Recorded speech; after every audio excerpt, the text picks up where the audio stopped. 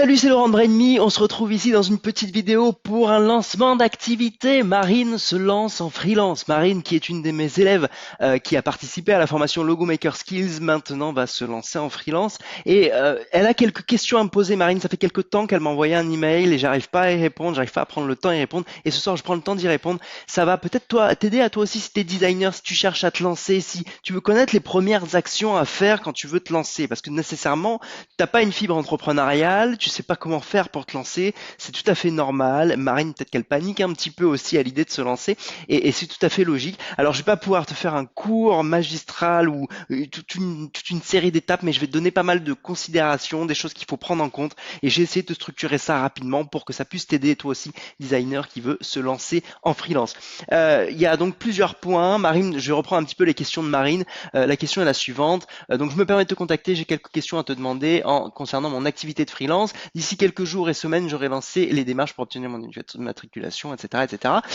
Donc, mon site internet est en ligne, il est presque terminé. Il me restera ensuite à communiquer dessus. Concernant la communication, justement, je ne sais pas trop par où commencer. Le réseautage, je sais que c'est important, mais je compte aussi contacter mes prospects par l'intermédiaire d'une brève présentation de mon activité.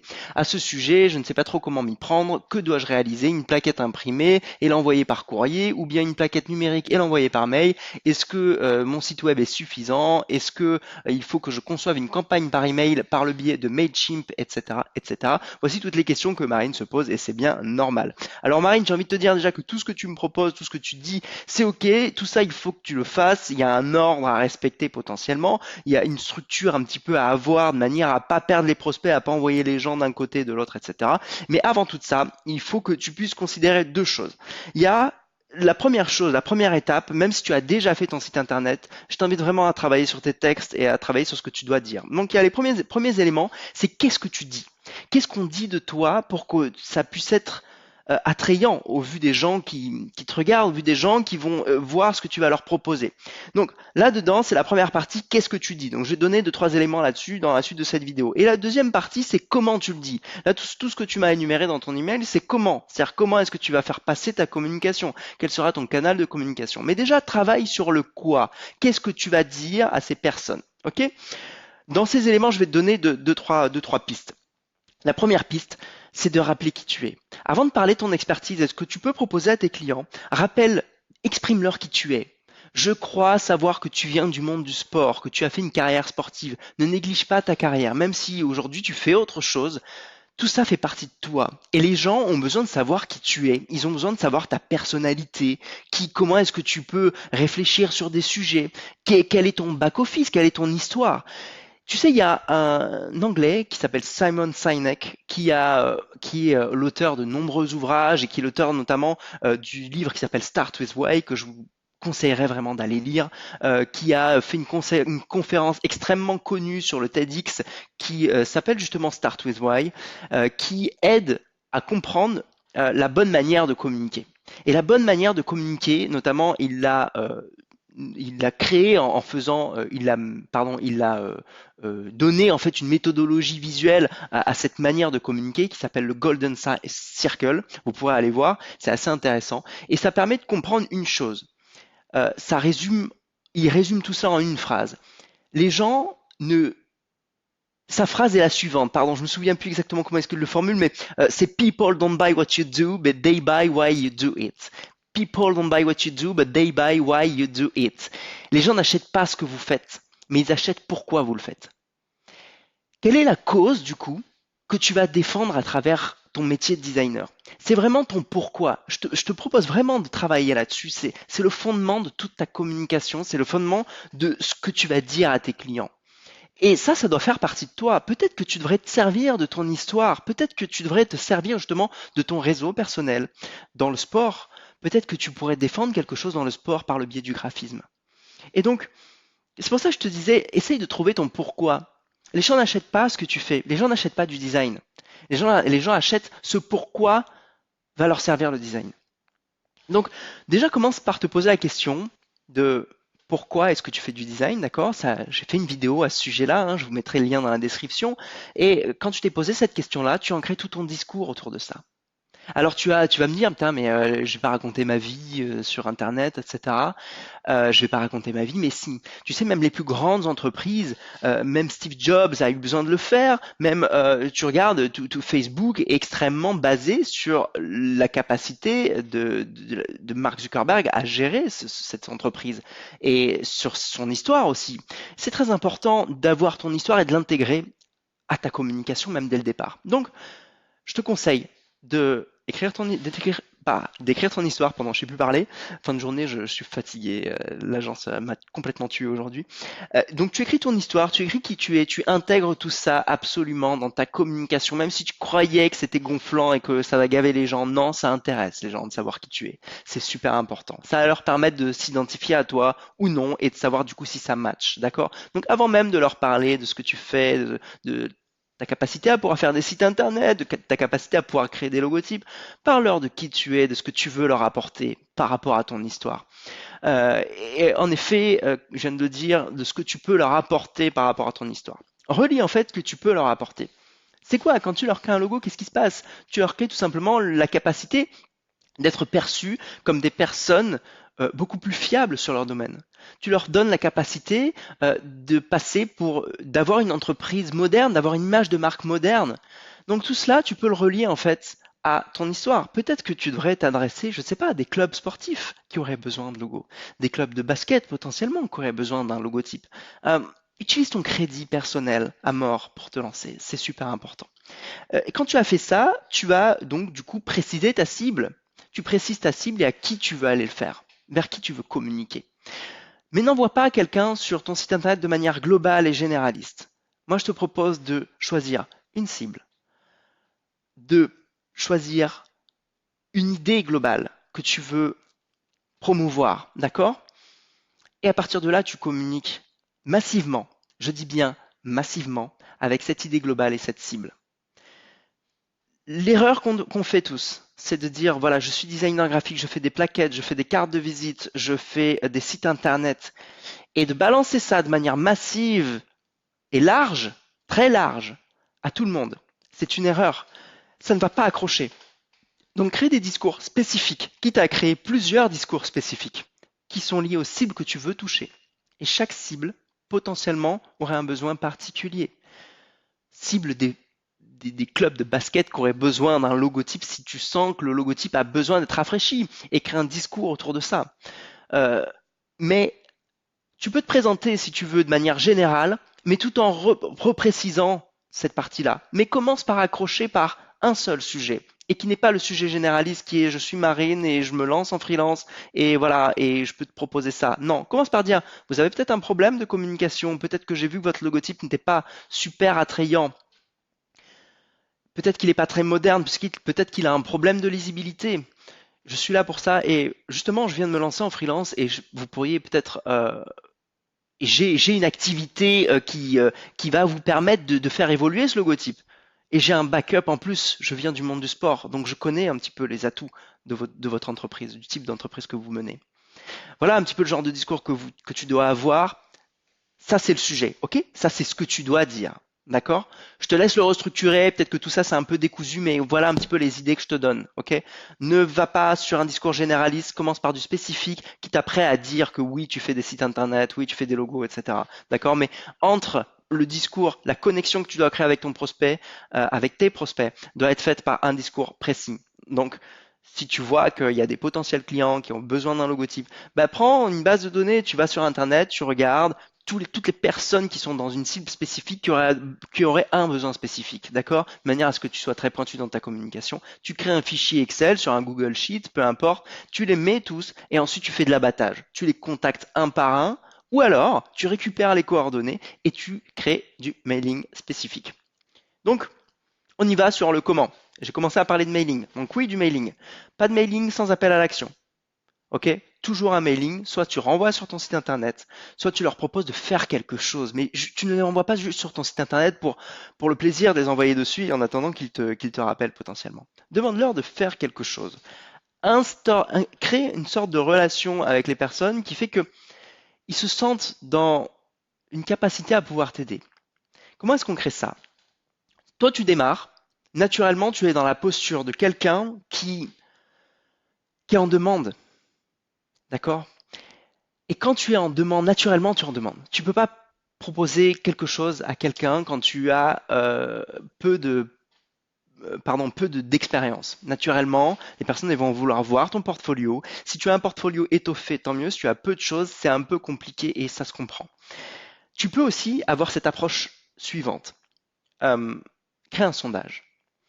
Et tu peux créer un sondage en proposant aux gens, justement, euh, de donner leur avis sur ce qu'ils auraient besoin, sur les choses que tu pourrais potentiellement leur apporter suite à ce que tu leur as présenté. Il y a des personnes qui vont se sentir impliquées dans cette approche. Moi, je l'ai fait pour Brainy. On l'a fait aussi pour OSB, pour nos clients.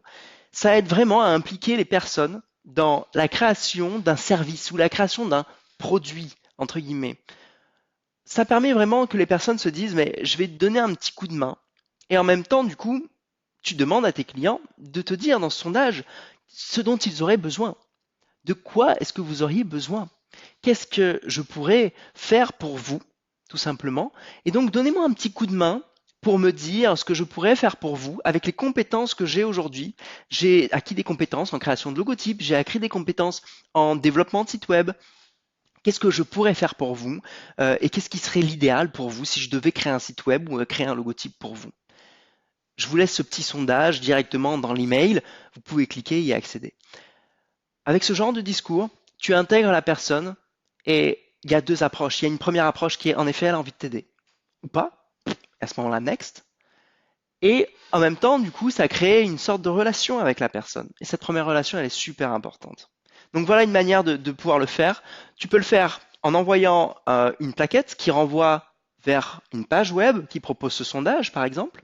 Tu peux le faire en créant de la publicité sur Facebook aussi, avec un ciblage particulier.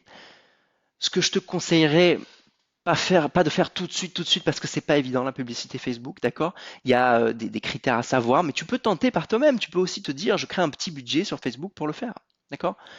Ce que je te propose, c'est de prendre l'une des idées que je te propose là-dedans et d'en faire une pendant un mois et de manière massive. Quand je dis de manière massive, c'est de ne pas t'étaler sur tous les piliers. D'accord? Prends un pilier. Par exemple, plaquette, on renvoie sur un site web avec un QR code potentiellement et sur ce site web, on a un appel à l'action surtout pour récupérer une adresse mail via un sondage ou alors directement via un formulaire de contact, mais qui permet d'avoir peut-être un tarif de tes prestations. Euh, en tout cas, il faut qu'il y ait un appel à l'action. Tarif de tes prestations ou sondage. D'accord? Quand tu as fait ça, tu communiques massivement sur ce sujet-là. D'accord? Tu vas chercher des personnes dans ton réseau, tu vas secouer ton réseau un maximum et tu reviens un maximum sur des groupes de personnes. Par exemple, sur Facebook, tu peux rentrer sur des groupes qui ont cette thématique du sport, par exemple, et te présenter. Tu peux aller chercher justement un maximum tout ton répertoire téléphonique.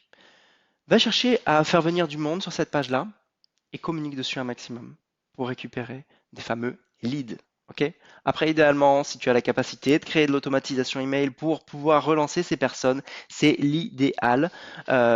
Mais quoi qu'il en soit, déjà, commence par une seule spécificité. D'accord? Un seul truc. Ok? Donc, je récapitule. Déjà, tu travailles sur le message que tu veux faire paraître. Dans ce message, tu peux intégrer qui tu es, ton histoire, ton parcours et en quoi ce parcours pourrait aider les personnes à qui tu veux communiquer. Quand tu as compris ça, quand tu as créé ce message-là, tu le diffuses un maximum en définissant donc du coup en les mettant en relation avec un sondage potentiellement ou une offre directement que tu peux leur proposer qui est en alliance parfaite avec ce que tu peux leur proposer directement. Juste une dernière petite chose que j'ai complètement oublié de dire, c'est que quand tu as créé cette fameuse petite offre ou ce petit sondage, tu peux créer en plus dans ton offre une méthodologie signature. Tu as forcément une méthodologie que tu as apprise dans Logo Maker Skills, ou en tout cas tu as des brèves d'éléments que tu vas pouvoir créer et mettre les uns après les autres. Quand tu as ça, tu crées une méthodologie. Quelle est la première étape que va vivre ton client? La deuxième étape, la troisième étape, la quatrième étape. Cette méthodologie, il faut absolument que tu la modélises. Il faut que tu crées un schéma de cette méthodologie-là pour ton activité globale. C'est-à-dire peut-être que tes clients ont un rendez-vous client, Peut-être qu'ils vont derrière passer par un petit questionnaire qui permet de cibler s'ils peuvent bien travailler avec toi ou pas. Peut-être quelles sont toutes ces étapes, d'accord? Et ensuite, tu rentres dans l'un de tes produits, d'accord? La création de logo, la création de site internet, etc. D'accord? Quand tu as créé cette méthodologie globale, cette méthodologie signature, tu vas créer des sous-méthodologies pour chacun de tes produits. Pour le logotype, tu crées une méthodologie. Pour la création de plaquettes, tu crées une méthodologie. Pour la création de site internet, pareil, tu crées une méthodologie. Cette méthodologie, ce sont toutes les étapes par lesquelles ton client va passer et c'est ce qui fait ta différence sur le marché. Alors, je vais pas rentrer dans le détail de ces méthodologies. Il y a des manières de structurer les méthodologies. Ce sera, pardon, l'une des formations que je pourrais mettre en place. Mais aujourd'hui, il faut absolument que tu aies créé ces méthodologies signatures, ce qu'on appelle les solutions signatures en marketing. C'est ultra puissant. Ça permet vraiment de comprendre entre deux prestataires quel est celui qui répond le mieux à ma problématique et du coup, comment est-ce qu'il va pouvoir la résoudre. Et si tu as créé une méthodologie qui semble permettre de résoudre au mieux la prestation et la problématique que le client a, c'est gagné. Donc méthodologie, ton histoire et ta manière de communiquer. Surtout, sois très focus. Choisis un support de com print, un support de com web maximum et tu renvoies tout ça sur un système qui te permet de récupérer de l'information. Tu peux le faire avec Mailchimp, tu peux le faire avec GetResponse. Moi, je travaille avec GetResponse. Ça permet de créer des campagnes de communication, de faire de l'automatisation, de créer des pages aussi pour capter des emails. Tu peux relier tout ça à ton site internet. Voilà un petit peu le panel d'informations que tu peux avoir. Mais choisis un seul canal de transmission. C'est ce qu'on appelle ton tunnel. D'accord? Ce qu'on appelle ton tunnel de conversion en 2 étapes maximum dans les médias pour tester quelque chose. Ok? Je te laisse faire ton choix là-dedans. Ne t'éparpille pas. Je ne t'ai pas donné la solution exacte parce que je ne connais pas ta cible, donc je ne sais pas exactement comment communique ta cible. Je sais qu'aujourd'hui, imprimer du papier et l'envoyer par campagne de publipostage, ça coûte extrêmement cher. Donc, à la limite, je te dirais de déjà commencer par travailler sur le web pour te présenter. Crée un portfolio qui correspond aux besoins de tes clients aussi, d'accord? Et tu mets tout ça dans une offre. Et je te laisse packager tout ça. J'espère que tout ça, ça aura pu t'aider. J'espère que ça n'a pas été trop confus pour toi. Juste, je te demande vraiment de préciser tout ça et d'y aller. Je te dis à fond, à fond, à fond là-dedans. Donne-toi un timing très important. Tu bloques ça dans un timing sur 1 mois. Tu testes de faire des actions tous les jours qui concernent justement cet envoi-là.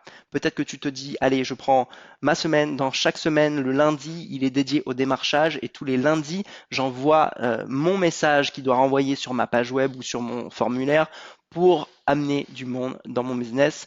Je te laisse là-dessus et je te dis à très vite sur Brain.me. J'espère que ça aura pu aider des designers qui veulent se lancer. Il y a quelques tips, il y a quelques idées, il y a quelques éléments sans structure, mais je vous laisse structurer tout ça pour vous et je vous dis à très vite sur Brain.me. Et comme d'habitude, pensez design. Ciao. Hop, hop, hop, et j'ai oublié de te dire avant de partir que si tu as envie d'aller plus loin, si tu as envie d'avoir un petit peu plus de conseils, d'avoir envie de progresser en design graphique, parce que toi, tu es peut-être aussi en train de te lancer, si jamais tu veux aller plus loin, je te propose d'accéder au off de Brain.me. Le off de Brain.me, il est juste en dessous dans la description, tu peux y accéder et tu vas accéder à une communauté de graphistes. Enfin, du moins, tu vas faire partie des 672 graphistes actuellement qui sont inscrits à la newsletter, qui reçoivent justement tous les éléments à peu près 2 fois par semaine dans ta boîte mail et ça te permet de recevoir justement aussi tous les conseils vidéo directement issus de toute mon activité de créateur de logos, de créateur d'entreprise aussi, puisque je suis cofondateur d'une agence de communication. Si tu ne me connais pas, je suis ici dans mon agence de communication que j'ai créée avec des amis depuis quelques années. Ça fait maintenant 8 ans qu'on existe. Ça s'appelle OSB Communication, ça c'est mon entreprise et je te donne mes conseils dans ce off. Je te donne tous les conseils qui vont te permettre de mieux te vendre, qui vont te permettre de devenir un designer graphique averti. Donc tu vas avoir des conseils de design, tu vas avoir des conseils qui sont pratiques sur ton marketing à toi et sur le marketing que tu vas pouvoir mettre en place pour tes clients aussi. Donc tu as tout ça dans le off de Brain.me, tu auras aussi l'accès à mes formations avec du coup des webinaires de présentation de mes formations. D'ailleurs, si tu veux rejoindre la formation Logo Maker Skills, qui est une formation en création de logotypes, tu vas pouvoir accéder au webinaire de présentation de la formation juste en dessous. Et puis moi, je te dis à très vite sur Brain.me. Et puis comme d'habitude, pense design. Et puis ciao, bye.